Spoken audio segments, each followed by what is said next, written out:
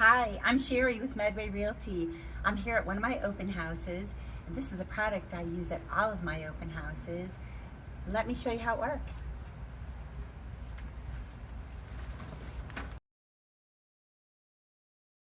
Hey guys, how many times this has happened to you? You show up at your open house, it's a little musty, smells a little funny in there. I use this product called Ductaid.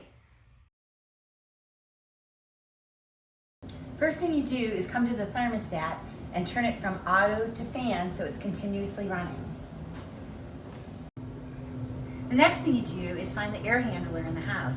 If you're in a single family home, it's usually in the garage. If you're in a condo like we are today, it's usually in a closet, like this.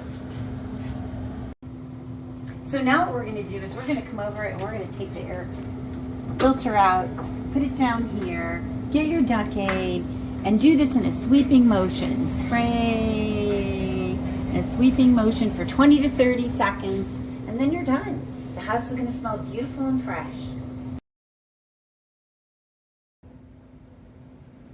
Now that we fogged the system, it's going to go through every AC duct in the house, and it is going to make the place smell fantastic.